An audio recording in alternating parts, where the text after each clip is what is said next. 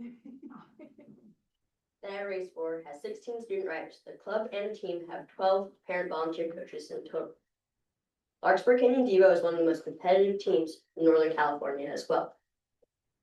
One of the reasons why we should do this is because there will be many benefits to the school programs in Larkspur, Madera. The Redwood High School mountain bike team is the best team in Northern California, which is the most competitive high school mountain bike league in the country. Redwood Mountain Bike Club has 62 riders and 41 parent volunteer coaches. Amazingly, there's a junior female who's racing on the international level, the Junior World Cup in Germany, and got 5th place in their race last Sunday. In summary, we have world-class youth mountain bike programs here in Larkspur, Madera.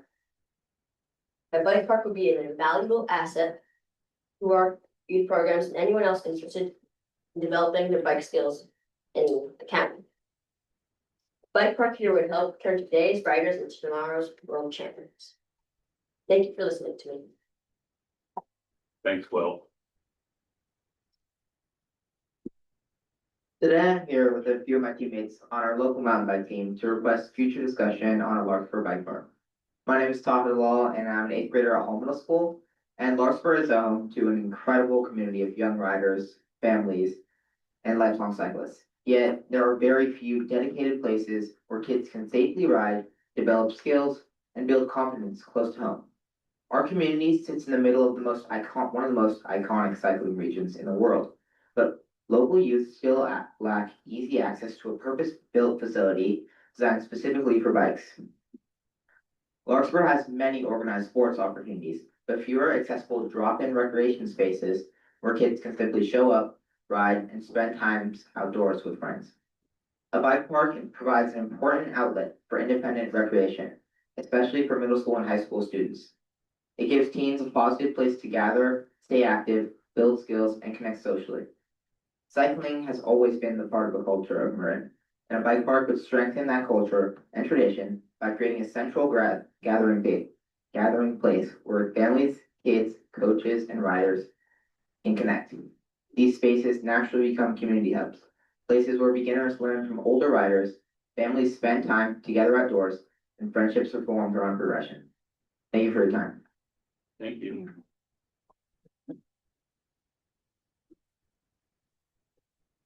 Hi there, my name is Rob Webb, and I am a coach for Larkspur Canyon Devo. And first, again, thank you all for your service. We know this is a volunteer role. Every month, hours of your time away from your friends and family to keep our programs running. So, riders, can we give it up for our commissioner? Give it up. Give it up.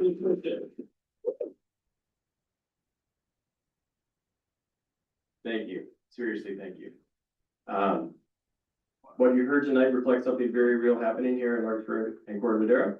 We have an incredibly strong youth cycling culture, deeply committed parent volunteers, thriving youth programs, and hundreds of local kids riding bikes every week. There's literally hundreds of kids on bike teams, and not a lot of people know that we have one Redwood rider here tonight, but they're actually having their end of season party out in Fairfax. There's 60 riders on the team, 40 coaches on the team, and this last year they were the champion of the most competitive league in the country.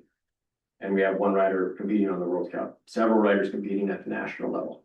So it's a really, really big deal here, but you don't actually really see it or hear about it much because the competitions we compete in are really, really far away.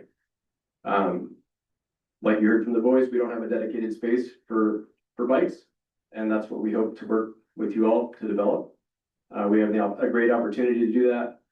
A bike park, like you heard, creates a safe space for independent recreation, mentorship, there's physical activity and confidence building. And every kid you see out on a bike is a kid that's not on YouTube, it's not playing video games at home.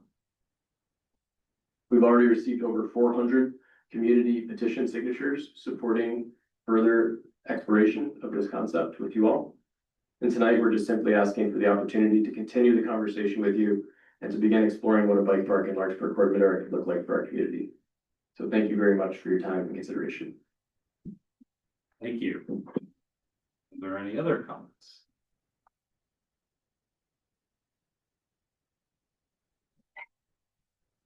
All right, that moves us to item number 3, approval of the consent calendar. The the purpose of the consent calendar is to group items that may be approved routinely. Anyone may request removal of an item for discussion. Can I ask you just one thing, Chair? Yeah. Can we let them know that we can't respond and do all that, then give them the rundown? Thank you.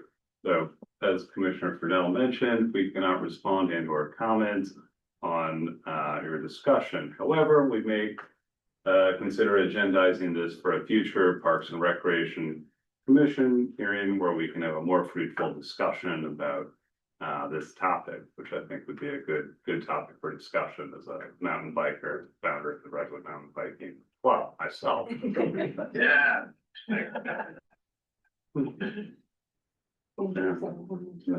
Thanks, Commissioner Fennell. Is there a motion to approve the consent calendar? I make a motion to approve them. Is there a second to that? Thank you. Thanks for coming. Thank you all. Thank you. All those in favor? Aye. Aye. Abstain. You guys have to abstain? Oh, yeah, I wasn't there, so technically. Yes, So So I believe there's three of us, are. this is the three of us. Yeah. Yeah. So who's the motion? We've got, this is also kind of procedural too, I've learned as we're trying to, Who was the motion? approve.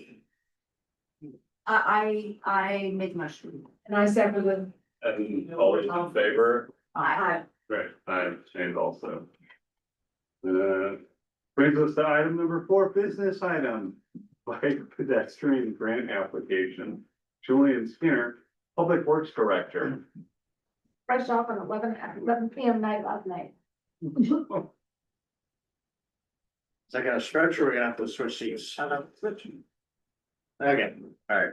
Maybe some shuffling here, hopefully, what I'm looking at on my screen is up on the big screen, here.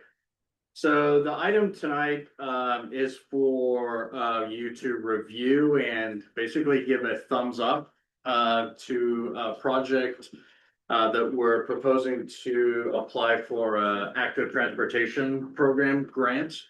This is a project that's been in our capital improvement program for some time, but it's not funded. We've done some preliminary work on it. And we have in the past applied for grants, and there's another call for projects coming up. This particular grant requires a review in front of a city or an agency that's proposing the project before one of their boards or commissions that reviews bicycle pedestrian projects. Larkspur does not have a bicycle and pedestrian advisory committee, so our past practice to bring such bicycle projects to you for your review before grant applications. So this is another version of that. So this project is in our bike and ped master plan. It's derived from an effort that was a multi-agency effort many years ago called the North-South Greenway. That resulted in the construction of several projects in and around Larkspur over the last 10 years. Most recently, there was a bike facility that was added on the east side of the 101 overcrossing of Corte Madera Creek that landed down on Redwood Highway and then extends down to near industrial where there's the pedestrian overcross that goes over the freeway. That was the termination point of what was called the northern segment of the North-South Greenway. And then there's portions of that that continue on north up to San Rafael. The southern portion of the North-South Greenway was not pursued as the funding that was allocated for that development was all used up on completing the northern segment. So at the time that work was finishing up on the North-South Greenway, there were discussions about how to continue the pathway south. There was a proposal for constructing a bike facility out on the old railroad berm that's behind like Trader Joe's and Cost Plus Plaza, and that would connect down to Corte Madera. That doesn't have direct connectivity to the existing section of the north-south greenway because there's private property in between. So as part of the project development for that, they were looking at several ways to get easements through private properties to make that work. But there was no funding to continue that project. As those discussions developed, the city concurrently was looking at kind of a more direct connection that would continue the north-south greenway down on Redwood Highway to Warrenham. A different kind of bike facility versus a pathway out on the berm, but still a connection between the north-south greenway and the pathways that exist in Corte Madera to the south and to the west. And so back over 10 years ago, a couple of alternatives were looked at for how to create a facility on Redwood Highway. Which side of the street should it be on? You know, on the one side, you've got freeway ramps, on the other side, you have driveways. So there's a lot of public engagement and meetings over 10 years ago looking at this option while concurrently looking at ways to fund the path behind Trader Joe's, which technically is in both the county and Corte Madera. It's outside of our jurisdiction, but this was a multi-jurisdictional effort, so we were kind of all working together on this. And so when the north-south greenway ended, we landed on kind of a preliminary design for what the extension of a bike facility on Redwood Highway would look like. Also unfunded, like the potential path out on the railway right of way. But because the Redwood Highway facility would be within the city limits, we've added it into our CIP. So we've identified it as a need through that public process. And we've got it in the capital improvement program, but there's no funding assigned to it. And so over the years, we have applied for 3 previous grants for this project. This is going to be our 4th attempt. This is the Active Transportation Program grant. It's a state grant that has a couple of different tiers to it as far as the funding that's available. This is, I believe, the 8th or 9th cycle of this grant. We applied for this very project in the last cycle of the grant, and we were very close to the cutoff line for being awarded funds. And so these grants take a lot of work, a lot of effort to fill out these applications. But in this case, just because we were so close the last time, we figured it was worth the incremental effort to get some feedback on how our grant scored the last time and make some possible changes to our application and make it a little bit stronger and see if we can get funded this time. So we have a consultant, Parametrics, who are working on the grant application. The Transportation Authority of Marin is actually funding the work on that grant application for us. So the only investment for the city at the moment is my staff time in coordinating that effort and getting the grant application in. And the applications are due at the end of June. There's a lot of paperwork, and as I mentioned, one of those will be submitting a copy of the agenda and the minutes from tonight's meeting to show that we reviewed this project with you. And getting your concurrence that this is a good project to apply for this grant for. So I can go into some project overall details now, unless there's any questions on the process and the grant itself. Okay. This is kind of an overview map. So north on this is pointing towards the right side of the screen. So cutting through the middle here is US 101. So from left to right, you can see where it says Warrenham Drive. This is where this project would start. So there's an existing path on Warrenham that heads to the west, and then further south, there's an existing path in Corte Madera that heads to the south. And then where you see the dark black lines on this plan is the proposed improvement area. So we're following along Redwood Highway. We're going all the way up to the pedestrian overcross to meet up with where the north-south greenway path ended. But in addition to that, because this is a bicycle and pedestrian grant, we're proposing to continue the project north still on Redwood Highway and install sidewalk on the east side of Redwood Highway. This is the frontage where you have the mobile home parks and some businesses there. So this has been a frequent request in the past from folks in that area to have a sidewalk. So there is a multi-use path on the freeway side of Redwood Highway, but it's mostly used by cyclists People that are in the residential area walking down to Trader Joe's don't usually cross the street and use that facility. So they have asked in the past for a sidewalk, and it meets the parameters of the grant, so we've got it included overall in here. So we're gonna go to the next sheets that are a little bit larger scale. I'm gonna kind of walk through, I'm gonna zoom in here a little bit. This is again down at the Warnham end. So what we're looking at here is from Warnham moving north on Redwood Highway.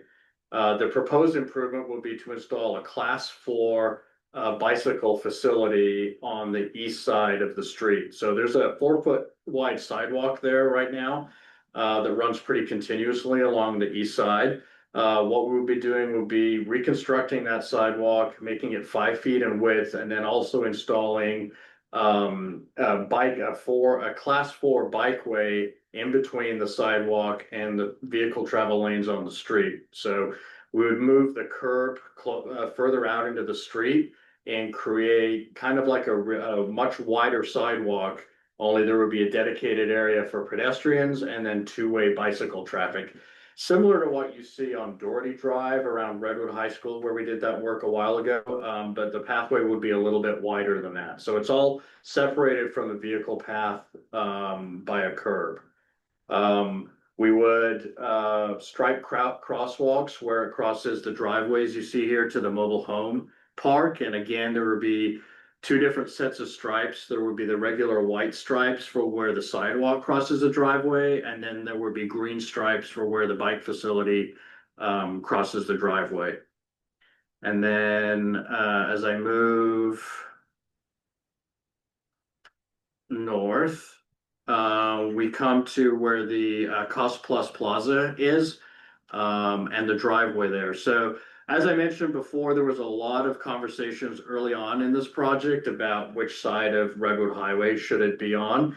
It was ultimately decided through that public process that even though this side that we're proposing has a driveway conflict with Trader Joe's parking lot, the conflict on the other side with the Caltrans freeway ramp was going to be more problematic and involve more red tape and more conversations with Caltrans and potentially project delays. The last thing you want to do when you're applying for a grant is have another agency having jurisdiction over part of your project and be able to impose conditions that may delay your project and not be able to deliver the project in time. The funds that come with these projects have deadlines on them, and running into issues with Caltrans, for example, and then deciding that they want to reevaluate how this bike path may impact their off ramps would potentially cause delay that could jeopardize the grant. And so that's one of the reasons why the pathway was chosen to be on the east side, as we have shown here. They are proposing to install a traffic signal at that driveway to mitigate those conflicts. So that is included in the project. The traffic one of the primary functions of the traffic signal is to allow the safe crossing of that driveway by the bikes and pedestrians. So it's also eligible for grant funds. So this project includes a new traffic signal at the Trader Joe's Cost Plus driveway that would include the pedestrian crossing indications for both the bikes and the peds on the facility on the east side. And then as we move further north, we get to a couple of more driveways that would receive the same crosswalk treatments and some slight tweaks over at Industrial to make the crosswalk line up a little bit better. There's some blow-ups included in the plans of those. We're not reducing any lanes on the street or anything like that. It's mostly just reconfiguration to get everything to work. This intersection here is just before you get to Industrial. It kind of shows you a blow up of what that facility would look like. If you're working from the street towards the bike facility, you have the southbound lane, you have a left turn lane, and then you have the northbound through lane. You have a curb, and then you have a 2-foot buffer separating the vehicle traffic from the green here is the bike facility. So it's a 2-way bike facility, and then behind that you have the sidewalk. That's all the way up to Industrial. And then when you get past industrial, we have a multi-use path. We don't have enough right-of-way width to continue with a sidewalk and a bike facility north of industrial. So we moved to a wider sidewalk for both bikes and pedestrians. It then takes them to Rich Street where they can cross over. And if they're on a bike, they can use the north-south greenway on the west side of Redwood Highway. If they're on foot and they're heading to somewhere further north on Redwood Highway, they can use the new sidewalk that's included in the project on that side and not cross over the street. I'm gonna show you next. This is the next sheet that moves further up north. That just shows the new sidewalk that's proposed, running along the frontage of those properties, and then all the crosswalks all the way up to this point right here, where as we get close to the city-county line, there is a small piece of sidewalk at the very north end of Redwood Highway, so we would connect to that. The next slides here are cross sections. So this is if you were to slice through the street and you were standing on Redwood Highway looking north, what you see here, this is the existing condition. And so you see there's a vehicle travel lane in each direction. There's a median or a turn lane, depending on where you are on Redwood Highway. For some sections, there is a bike lane on the street. And so what we're proposing is a class 4 bike facility, which is separated from the vehicle travel lanes. What's there now is bike lanes on both sides of the street, which is basically there's a stripe, a 4-inch white stripe, and cars are on one side of that stripe and bikes are on the other. The bike lanes are not continuous. There's a few gaps. Once you get to the Cost Plus driveway, there's no more bike lane northbound. It is continuous southbound after the freeway on-ramp. And then you see there is the 4-foot wide sidewalk here, and then you have the parking lot or the mobile home park or whatever's there. So that's the existing condition. What we're proposing, this project would change is, again, we're looking at those 2 vehicle lanes with the center turn lane. We would still have a 4-foot shoulder. It just wouldn't be a dedicated bike lane anymore. But there still would be a 4-foot wide paved shoulder over there that somebody could ride a bike in if they chose. But the bike lane going northbound would disappear, and within that space, we would move the curb further into the street. We would have about a 1.5-foot buffer, and then we would have this 10-foot wide class 4, also known as a cycle track, separated from the vehicle lanes, and then we would have the sidewalk immediately behind that, and then beyond that would be the landscaping for the parking lot. There probably will be some small retaining walls. I think it gets up to 36 inches in height maximum. And that's mainly because as we move the curb out into the street, we start to get some elevation variance with the landscaping, and we need to take up some of that. But that's all included.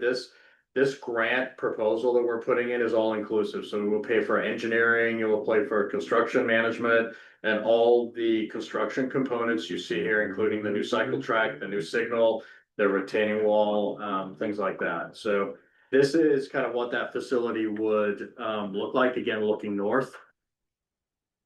And then once we are past industrial and we get to that pinch point and we don't quite have room to do that same configuration.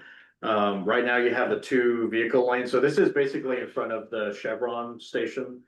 You have a sidewalk and you have 2 travel lanes. But you see the right-of-way width here. We don't have enough room to do the cycle track and the sidewalk. So the proposal is to widen the sidewalk out to 8 feet, and it would be a multi-use path. So it would be available for bicycles and pedestrians, and we would keep that, in this case, a 2-foot buffer between it and the travel lane, and there's a 6-inch vertical curb there. So this is an improvement over the bike lanes that are at the same elevation and just separated from vehicles with a stripe. These facilities are all separated from vehicles by a 6-inch curb. And then the next sections are just further north to show you the existing conditions north of Rich Street, where we're planning to add a sidewalk. So right now, the public right-of-way extends quite a way into those properties that they're currently using for parking, depending on where you are. This is kind of the bulk of that, and then as you get further north, the right-of-way width decreases a little bit. So these are the two existing conditions, and then the proposal here is to fit a new sidewalk in. Still have room for the parking that's there, that's head-in parking to where those buildings are. And then I'm gonna zoom back out. The next probably should have been the first slides in the presentation, but these are the overview maps that the consultants put together just for context to show the red line is this project, what it proposes to improve. I can zoom in a little bit more here. So you see the yellow line here, this is the old railroad tracks and the potential bike path in the future. They're showing a connection here over to the north-south greenway, but again, this location hasn't been finalized. That's one of the reasons why that project didn't move forward. Because unless you build a new structure over the creek right here to line up with the Central Marin Ferry, somehow you've got to get from Redwood Highway over to this path. But that's the future south connection of the south north-south greenway. And then the red is our improvement. So again, down from Warnham up to Rich, and then from Rich north, where it's primarily just sidewalk. And then you can see all the green lines here are bike paths and bike connections. The orange line here is the north-south greenway that comes from the Marin ferry connection over the creek.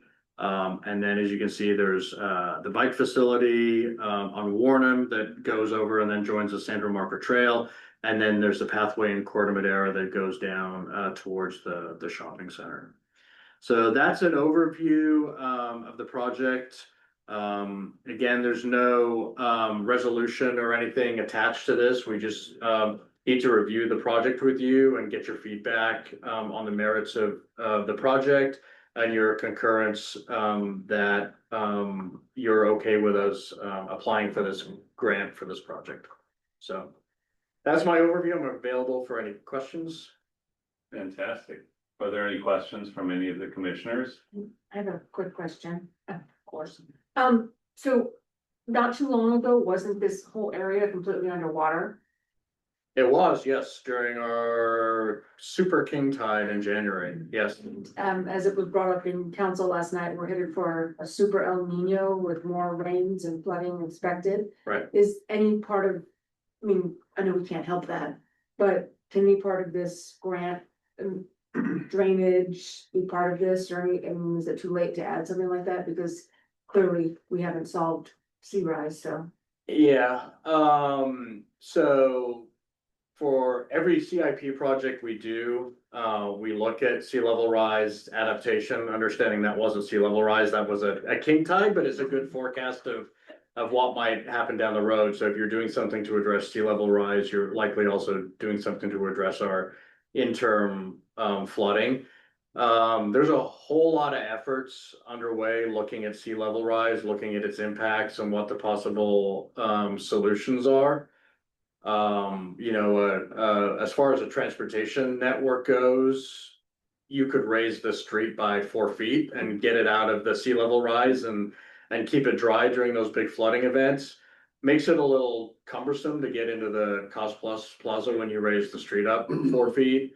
Not to mention a whole bunch of other things. And can you even get here if, you know, in January, the freeway right here was underwater too. So, you know, there's limited things on a project of this size, but you have to take those things into account. I think, you know, we had overtopping of berms from the creek here, so that's certainly, we know where we had some pinch points specifically where water was coming across, but you know, in some of those bigger events, you would need a lot of berms. There's a lot of low areas where the water can get across. I think one of the things we're gonna be looking at in the interim is, you know, are there pumping options such that, you know, even if we do get breaches in these areas, get inundated, that we can get the water out quicker and make them more passable. But you know, the event we had in January was, you know, 3 or 4 consecutive days of water overtopping the creek. So, yeah, it's a concern. It's something we take into consideration with projects that are, in flood prone areas. The scale of this project, there's not really much we can do without looking at the area as a whole. I think you know, one of the sea level,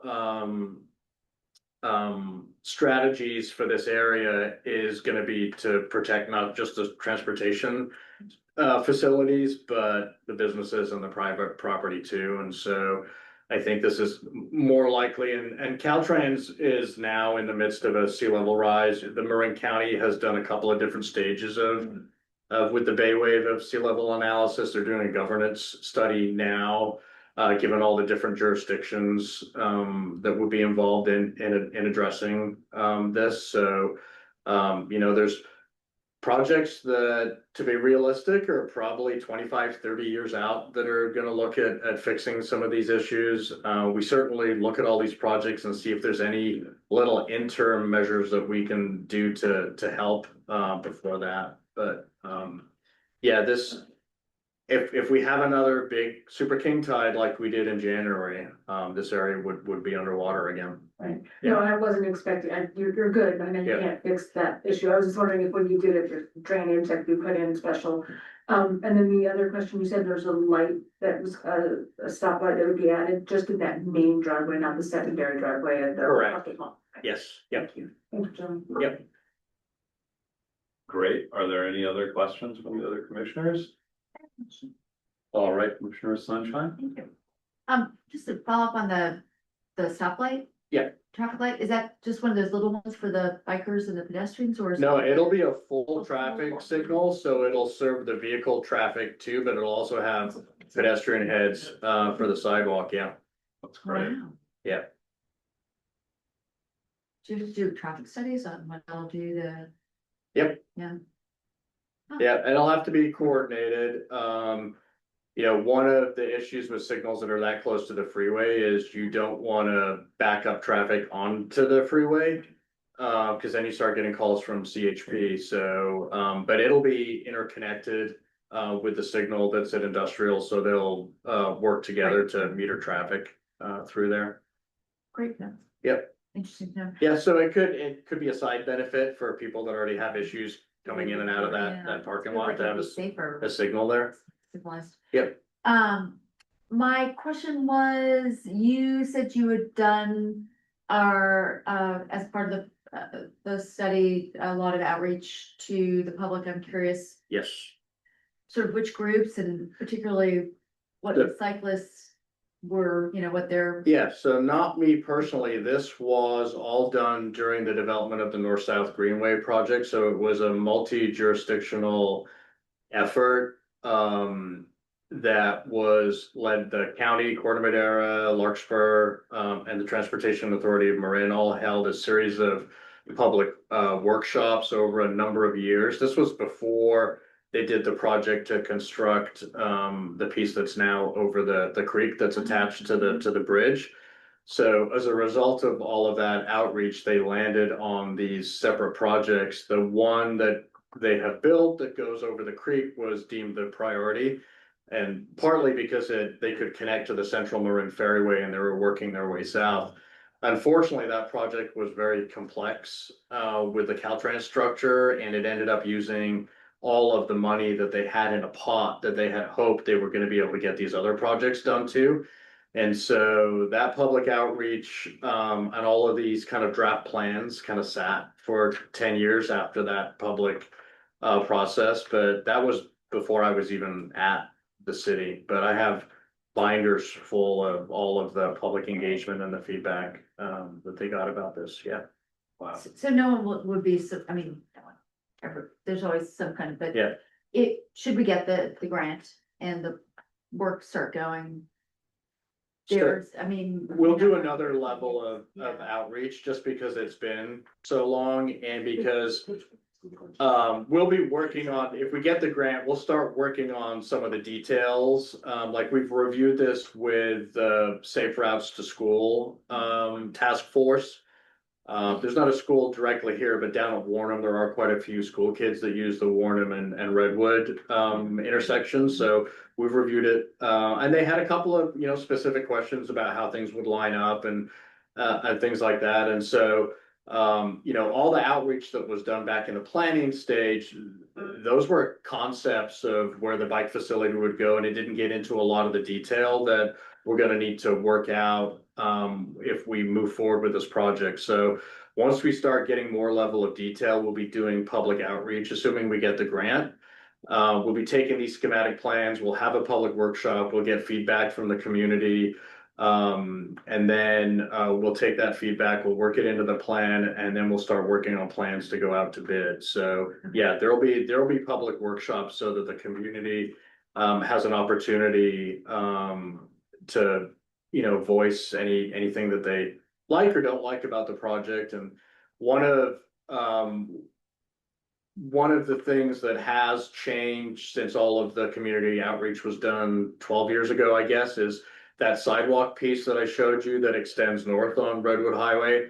That was discussed during all the public outreach way back when, but they didn't think it would fit in the funding plan, so it was never part of the overall concept. And we've had this project included in our capital improvement program, and we've applied for other grants before, and as part of those public meetings we've had for the adopting the capital program, when this project has come up, the need for that sidewalk has come up in some of those public meetings, and so that's why we've added it into the grant proposal. So yeah, the project's been discussed at numerous public meetings in the past, and some of the incremental input we've received has led to us adding that sidewalk in this version, which wasn't part of the plan 12 years ago. And there may be some other things that come out when we review it with the users and the neighbors.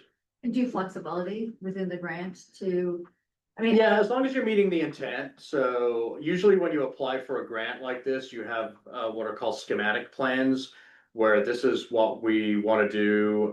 We want to do a class 4, we want to have a sidewalk, we want to do this signal, we want to cross here and there. If we land on the slight variations in that, it's still fine by the grant because we meet the need and purpose project.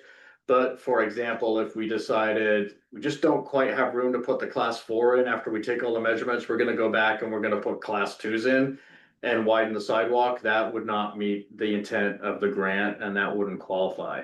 But if we have to shift things a little bit here and there, we still end up with a class 4 from one end to the other. Those are kind of considered design details that don't require you having to go back and get new permissions from the granting agency. So there's rooms to tweak things here and there. Yeah. Thank you. I got a question. John, so right now, along that stretch of Redwood Highway, there's 2 lanes of traffic, and then you have 2 bicycle lanes, one going north, one going south. Yes. Through this grant, we would eliminate the southbound bike lane. Both the north and the southbound bike lane would go away and they would be replaced with a new class 4 2-way bike facility. Yes. Okay. Do you envision it being difficult for bicyclists coming from the ferry or from the, San Rafael via the tunnel, come across, get onto the road there, and then they're gonna have to cross over to the eastern side and then stay on that side? Do you envision any bicyclists not doing that, going straight on the road and causing traffic, with that, because now they're gonna be on the dedicated? Yeah, they may, and we experience on Magnolia Avenue, we have a class 1 bike path, and we still see cyclists who prefer to ride with traffic in the street. Perfectly legal, and there may be some folks that choose to do that in this case. But what this is providing is a bike facility that has more protection and that is not necessarily for people that bike 20, 30 miles a day, but people that aren't as confident on a bike and they're much prefer to be on a facility that's separated by the curb. One thing we'll be looking at is when we take the class 2 lanes off, and they're not continuous, there's still gaps in them, but people drive through, much like people drive where there's not bike lanes. It's perfectly legal to do so. But we're going to evaluate whether we should put those share arrows on the street too, just so that it's a further indication that bikes can stay on the street if they want to. I think, as you mentioned, it could be more of a concern southbound, because if you're coming off the north-south greenway, you're going to be on the freeway side and you may want to keep on that side and not cross over. I think if you're going northbound, depending on where you're coming from, then you probably will go on the class 2 anyway, because it's right there. It's right next to where the bike lane would have been. But regardless, if you're coming from, say, the ferry and you're coming down on the west side of Redwood Highway, you're going to get to a point where you have to cross a street to keep going. You're either going to have to cross the freeway ramps to keep going south, or you can cross Redwood north of Rich, where there's not much traffic because you're north of the Signal and Industrial, where everybody turns onto the freeway. So you can cross over Redwood Highway north of where most of the traffic is, and then you're on the side where the bike facility is, and then you just have to cross Industrial. So you have to cross, your choices are crossing Redwood Highway north of Rich, and I get onto the new bike facility and I can keep going south.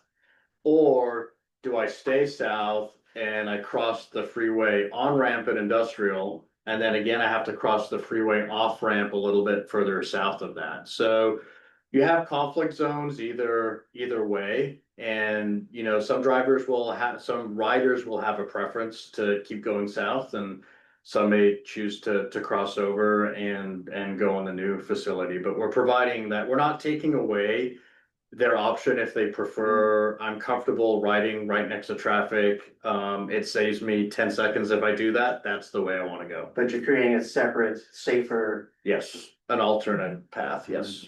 Yep. And then, I just out of curiosity, you mentioned earlier how you've gone 3 different times, was it prior, 3 or 4 different times? Yep. Why haven't we had any success with that? Is it just a matter of a lot of Grants. projects out there and there's a lot of competition? Yeah, grants are very competitive. So for example, a grant like this, there's different programs to this, but if there's 200 million available for projects, they'll probably get 10 times that in applications. And so, you know, you've got, you know, roughly a 10%, and there's certain things they look for in projects. This project actually scored very high. It's just that 90% of the people that applied for it didn't meet the criteria. There's only so much money available. But it's a gap closure, so it scores very high. It's a separated bike facility, so it scores very high as opposed to painting class 2. It has a multi-jurisdictional background, and it was a planning effort through the county of Corte Madera and TAM. It checks a lot of the boxes. What we don't get points for that a lot of other projects that do get funded for is we don't have what are called communities of concern in Larkspur. And so a lot of the federal grants, there are portions of the grant funds that are reserved for lower income areas. And projects in Marin never score very high. There's only 2 recognized communities of concern in the whole of Marin County. One is in Marin City and one is the Canal area in San Rafael. If your project doesn't have a direct connection to those areas, there's an automatic scoring on the grant that you get a 0 for. So it makes it really challenging. Everything else in your project has to score really well to overcome not fitting in that certain criteria. You know, the fact that this pathway has multi-jurisdictional background and connects directly with paths in San Rafael that connect to the Canal District. We feel we have, should be eligible for some points in that category. Not as much as if we were directly, a directly serving facility, over there, but that's the way we've written the grant application, in the past.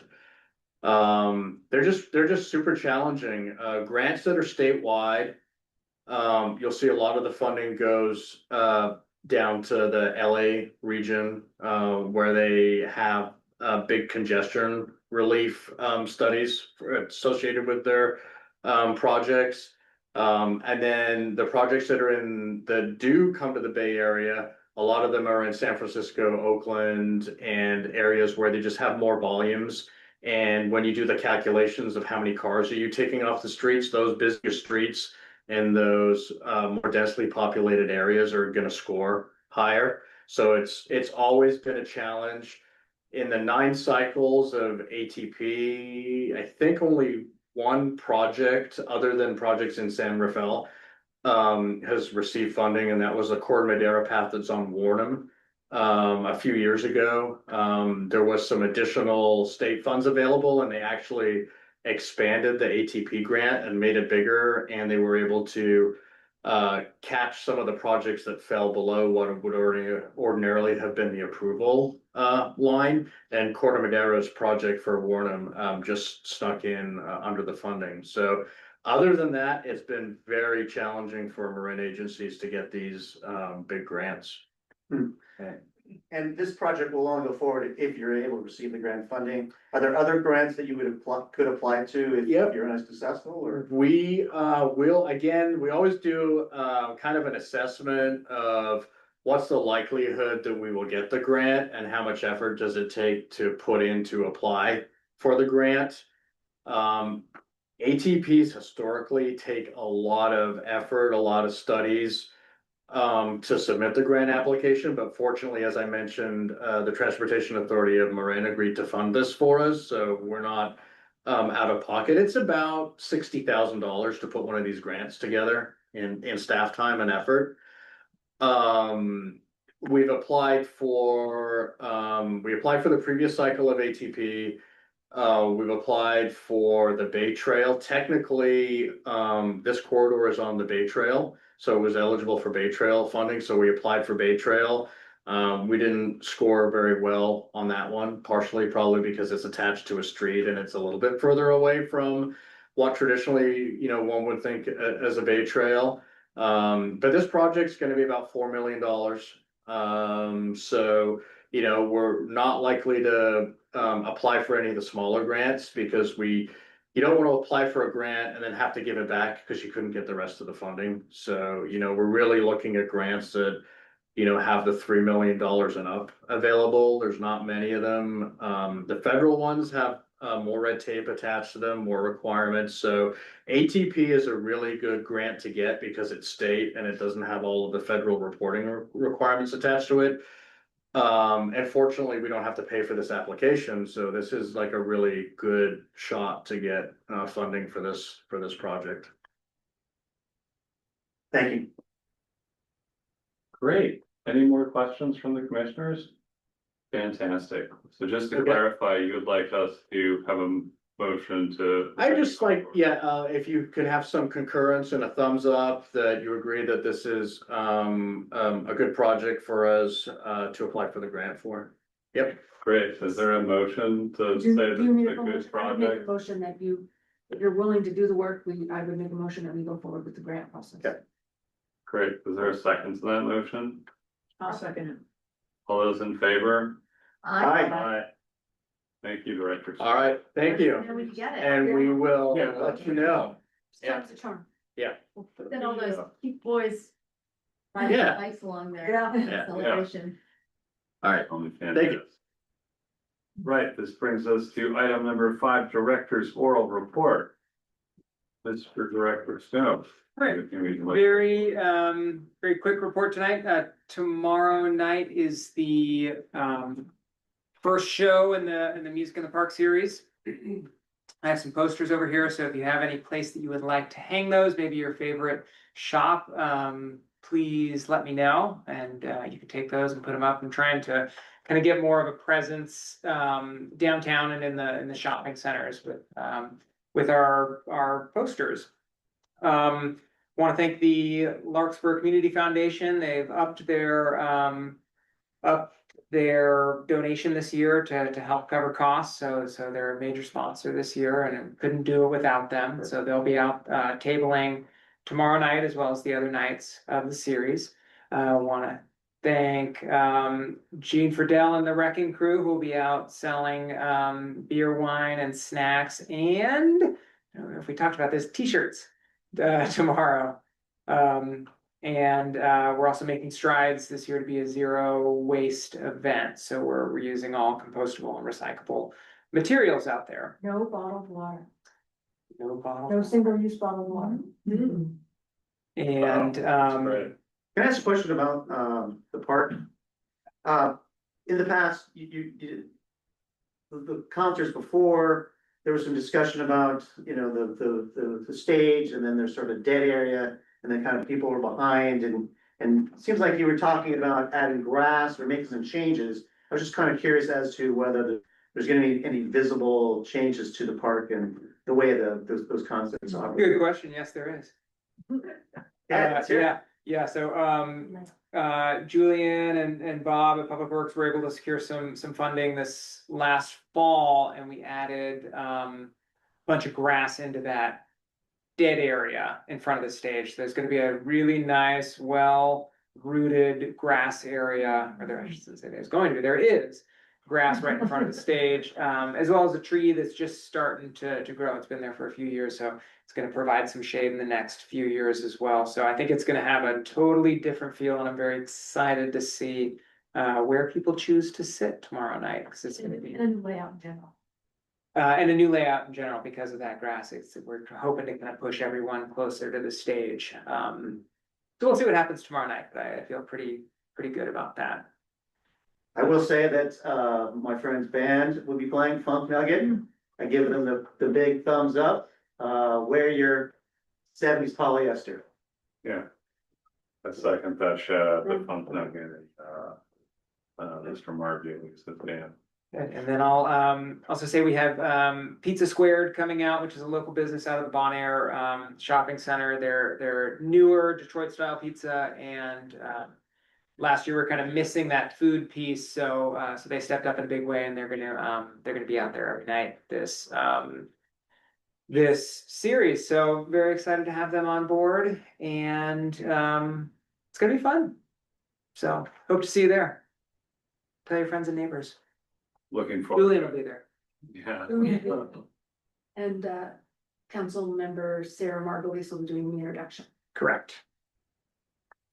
Exciting. All right, any questions for Director Stone? Fantastic. That takes us to item number 6, Commissioners' Reports. Do any of the commissioners have a report they would like to share? I just have two things that I want to give a shout out to the Bon Air Center. If you weren't there, you missed out. The community fair on Saturday was phenomenal. I think it was Molly Stone's 40th anniversary. I attended as part of another group I'm involved with. Although there were several groups there that were presenting, there was music, and Molly Stone's was giving away, you could have filled a shopping bag with all sorts of food and tastings, and every nonprofit group that you could think of was there. Couldn't get a parking spot anywhere. It was absolutely phenomenal. So huge shout out to Bon Air for really showing up for the community. It was a huge fair. So great community fair, and lots of giveaways and announcements about all the stuff that's available in the community. And I know we have a policy, but I would very much like to see that bike group agendized at some point, however we process that. I know they'd have to create a place in Larkspur to build a bike park, but it'd be great to have them come talk to us officially so we could discuss it with them. Because we can't talk to them. Do we need to make a motion to agendize that for a future?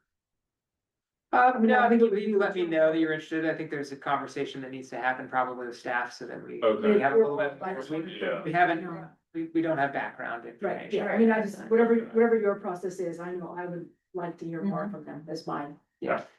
So I will come back to you. That Yeah, might be a gotta go with meeting with me and Julian, and then maybe a commissioner from each city comes. Yeah, because I think it's definitely probably more of a joint powers act, because someone's got to find the room for it. Yeah. All right, are there any other commissioner reports to be shared tonight? Thank you very much. That brings us to item number 7. Let's adjourn the meeting. Is there a motion to adjourn? I'd like to make a motion to adjourn. Is there a second? I will second that motion. All those in favor?